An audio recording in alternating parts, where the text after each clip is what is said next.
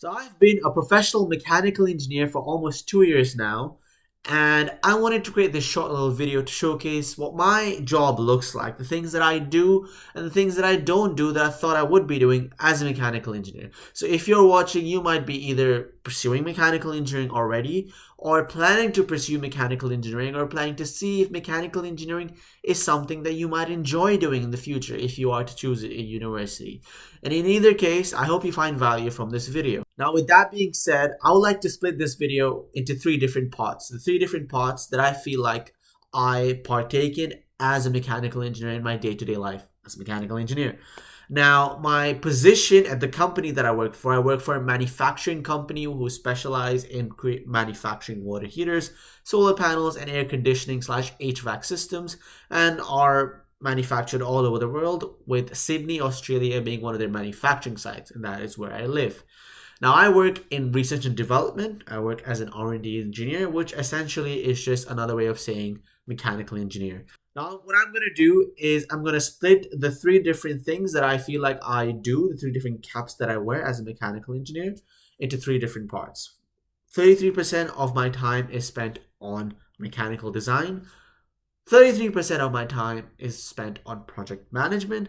And the last 34% of my time is spent on testing and validation. Now, we'll start with mechanical design, which is the first 33% of my job.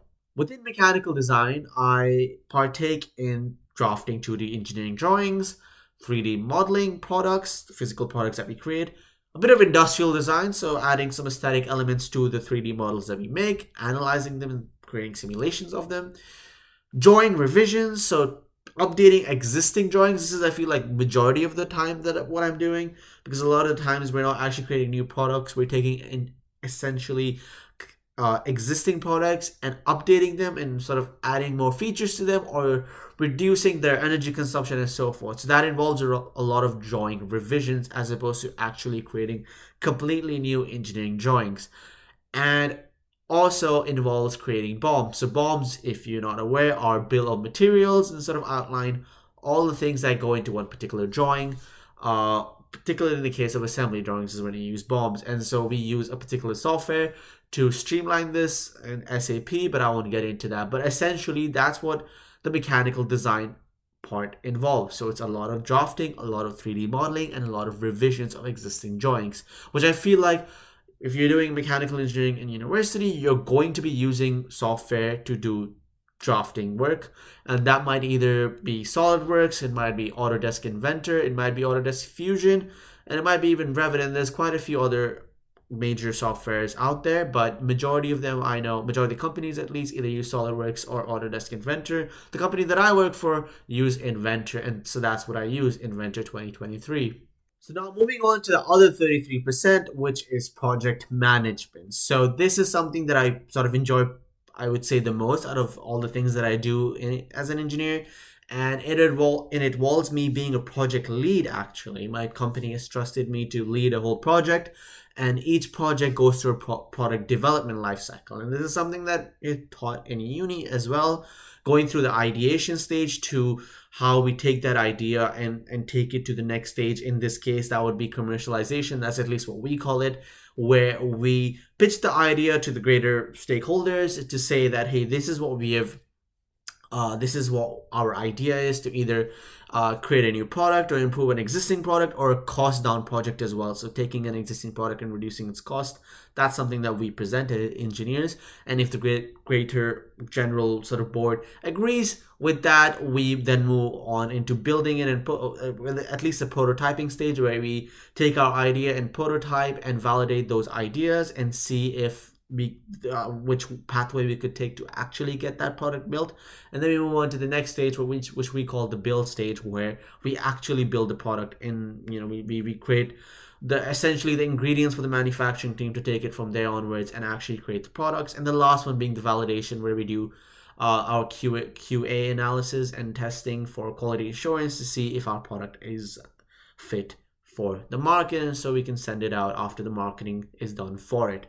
Now, that is essentially the product life cycle. As a project manager, you're not really doing all of it. All you're doing as a project manager and project lead essentially is streamlining the project. So running meetings every week and with all the different stakeholders to see all the tasks that have to be completed and the tasks that have not been completed yet, to see where the project stands. And there's deadlines you have to meet and presentations you have to present in front of the stakeholders to present your case. And that's something that I enjoy the most. It's something that I didn't thought I would enjoy. I didn't even know this is part of engineering. I didn't know it was that communication based, because you have to be sort of a good leader to, I guess, partake in something like this. It's a bit of a challenge, which I enjoy. It allows me to be a people's person. I guess exercise my people's person skills, and it is a good sort of change from all the technical stuff that you do as an engineer, whether it be the mechanical design part or the calculation side of things, right? And the last 34% of my time is spent on testing and validation / prototyping. So whenever we complete or whenever we receive a product which is in its complete form, the final product, right? The first batch of the final product. These are called the production batch. We go through a quality assurance process to verify if the quality of our products meet the expected standards. Now, there's two different standards that we try to meet, right? That we have to meet. One is the company standard, which we essentially create ourselves, so that we know that the products that we're supplying, in this case either water heaters, solar panels, or air conditioning systems, are of high quality. Now, the other standards are Australian standards. Now, this is something that's very important, because without meeting those standards, we can't sell our products in Australia. And if we're selling our products in America, or if we're selling our products in, let's say, Canada, we would have to meet those particular standards in those countries. Now, because we're in Australia, I work very closely with the certification engineers to verify, hey, that our product meets all the particular standards that the product has to meet based on whatever authorizing body is catering that product to. So there's different ways of certifying it. There's multiple things that you have to do. This is something this is going to vary a lot product to product. If you're in the manufacturing industry, this is something that you would be exposed to eventually. And there's quite a few tests that you have to do for any given product, which is something that sort of I really found interesting, because I didn't know that even like things like water heaters and solar panels go through such rigorous validation testing before you can even send it out to the market, right? So because it requires an engineer to work with a certification manager to come together to, hey, do that test so that we can prepare a test report, send it out to the authorizing body to get a certificate of compliance of that particular standard, it involves my expertise. So that's something that I do. The other thing which I do, is going back to the quality assurance, I guess, would be testing for the performance of that product. So before the company creates a product, there's a set of deliverables and a set of user requirements that are set out and laid out in a document called the DVPNR. Again, this is something that you do in university. I did this as well. Deliverables and user requirements. Initially, that's what you lay out. So when the product is actually made, you test that product to those requirements to see if they match. So this is called performance testing, at least in the company that I work for. And this is something that I have to do. Let's say, the product has to run this well for this amount of hours. You got to test that. The product has this energy output. You have to test that to verify, hey, does it actually have it? And this is only done for the first production batch, because you can't test all the products that are going on in market. Some of our heaters are sold in the thousands, right? We're not going to test all of them. What we are going to do is test the production batch, and then from there onwards, we sort of have to do a documentation process where we tell the manufacturers, hey, we inspected these many products from this sample. You guys are good to go. We can start selling all the other product heaters that you guys have made. In this case, heaters could be any other product.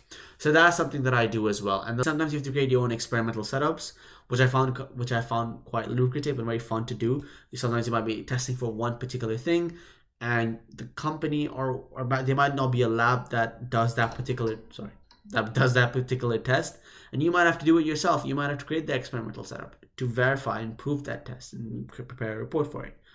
So that's something that I've done as well. So I think that's the last 34% of my time. That's what it's spent on. So again, just sort of summarizing, the first 33% I would say is spent on mechanical design.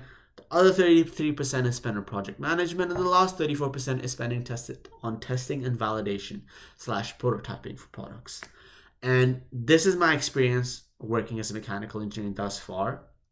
And so anyone who's watching, who's in the process of graduating as an engineer, or is in the process of choosing or seeing if mechanical engineering is for them, I hope you get some value out of this video to see what your life would, I guess, look like, where your job might look like if you're particularly working in manufacturing. I'd say engineering varies from industry to industry, but this is what you can expect to be doing as a manufacturing mechanical engineer. And yeah, I hope it helps. Thank you.